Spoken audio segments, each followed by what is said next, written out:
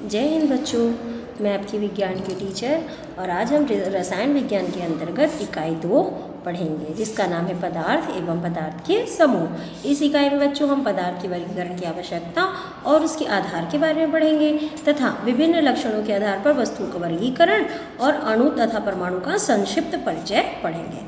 तो बच्चों, आप अपने स्कूल, घर और आसपास बहुत सी वस्तुओं को देखते हैं जिनका आप दैनिक जीवन में उपयोग भी करते हैं, जैसे कुर्सी, खुरपी, हवा, पेड़ पौधे आदि। इनमें से कुछ वस्तुएं मानव द्वारा बनाई जाती हैं और कुछ प्रकृति से पाई जाती हैं।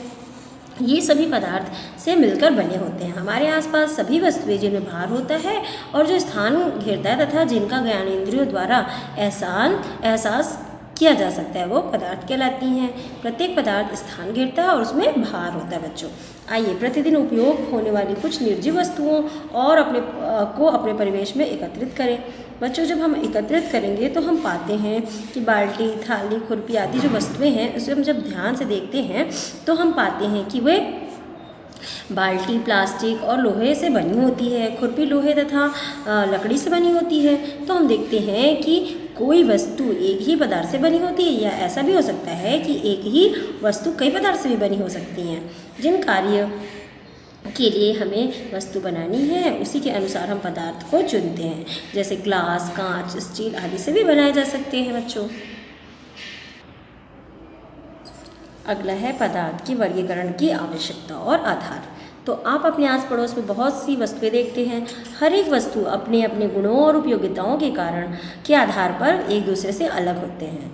इन वस्तुओं के अलग अलग होते हुए भी क्या इनमें कोई समानता दिखाई देती है? बच्चों, किसी वस्तु की पहचान उसके आकार, बनावट, रंग, उपयोग आदि के आधार पर की जा सकती है। जब हम वस्तुओं को उनके विशेष गुणों, उपयोगों आदि के आधार पर अलग अलग समूह में रखते हैं तब उनकी पहचान आसानी से की जा सकती है। यानी वस्तुओं को उनके विशेष गुणों के आधार पर अलग कर लें या फिर उसके उपयोग के आधार पर अलग कर लें तो हम उसकी पहचान आसानी से कर सकते हैं।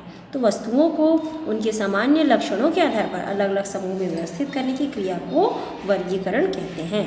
पदार्थ की बाह्य संरचना के आधार पर वर्गीकरण भौतिक वर्गीकरण कहलाता है। मतलब उसकी संरचना के आधार पर वर्गीकरण जो होता है बच्चों भौतिक वर्गीकरण कहलाता है तथा आंतरिक संरचना के आधार पर वर्गीकरण रासायनिक वर्गीकरण कहलाता है।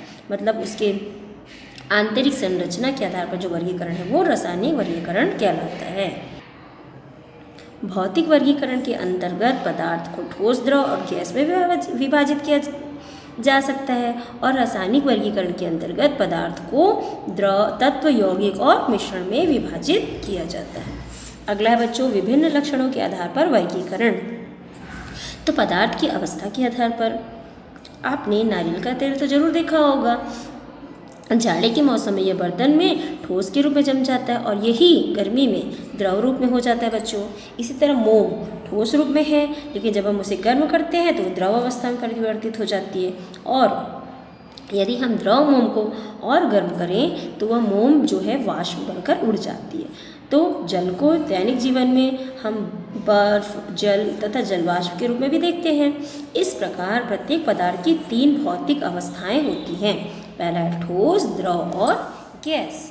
बच्चों, जो पदार्थ है उसकी 3 अवस्थाएं होती हैं, ठोस, द्रव और गैस। तो बच्चों पहले हम ठोस के बारे में पढ़ लें। ठोस, कांच की गोली को एक थैले से निकालकर हाथ में लें, फिर ग्लास में रखें और देखें कि क्या इसकी बनावट और आकार में कोई परिवर्तन हुआ। बच्चों, यानी कांच की गोली को चाहे वो थैले में हो या फिर आपके हाथ में हो या फिर किसी ग्लास में हो तो क्या उसका बनावट जो है वो बदलता है? बच्चों, नहीं, कांच की गोली को नहीं बच्चों, उसके आकार में कोई परिवर्तन नहीं आता और उसका आयतन भी निश्चित होता है। इससे स्पष्ट है कि ठोस पदार्थों का आकार व आयतन दोनों निश्चित होता है। ठोस पदार्थ के कण बहुत पास होते हैं। बच्चों, जैसा कि इस चित्र में आपको दिखाया गया है कि जो ठोस पदार्थ होते हैं उनके कण जो हैं बहुत पास होते हैं और इनके बीच आकर्षण बल बहुत अधिक होता है जो इन्हें एक साथ बांधे रखता है। तो ठोस पदार्थ के कण अपने स्थान पर लगभग स्थिर रहते हैं। इसी कारण इनकी आकृति एवं आयतन दोनों निश्चित होता है। तो बच्चों अगला है द्रव। द्रव को देखने के लिए हम देखते हैं कि 1 लीटर के नपना बर्तन को पानी से हम भर देते हैं।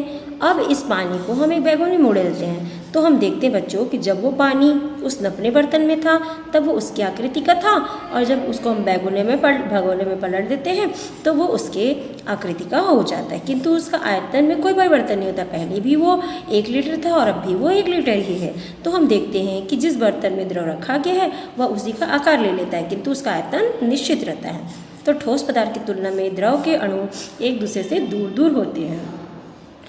जो ठोस की अपेक्षा द्रव के जो अणु हैं बच्चों वो एक दूसरे से थोड़े दूर दूर होते हैं और इनके बीच आकर्षण बल ठोस की तुलना में कम होता है, जिन्हें एक साथ बांधे रखता है। इसी कारण द्रव पदार्थ की आकृति निश्चित नहीं होती है, किंतु उसका आयतन निश्चित होता है।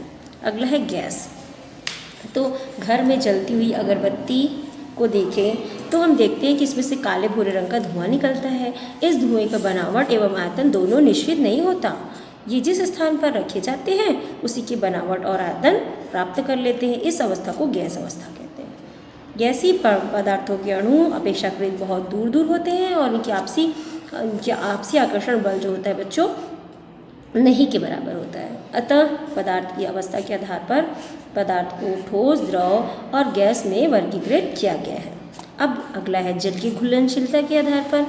तो कांच के अलग अलग गिलास में हम नमक, रेत, शक्कर, चौक पाउडर और लकड़ी का बुरादा ले प्रत्येक गिलास को पानी से आधा आधा भर लें। कुछ समय तक गिलास को सावधानी से हिलाएं।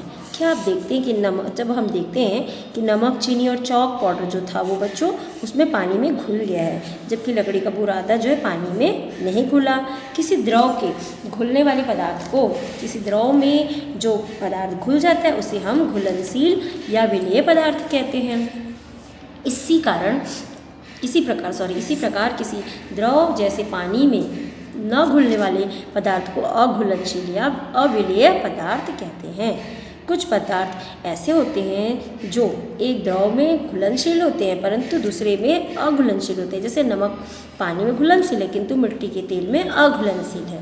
इसी प्रकार आप जल में घुलनशीलता के आधार पर पदार्थों का वर्गीकरण कर सकते हैं बच्चों। अगला है जल के सापेक्ष भार के आधार पर। तो कुछ पदार्थ जल की अपेक्षा भारी तथा कुछ हल्के होते हैं। जो वस्तु जल में सामान्यतः तैरती है वे जल से हल्की होती हैं और जो उसमें डूब जाती है वो जल से भारी होती है।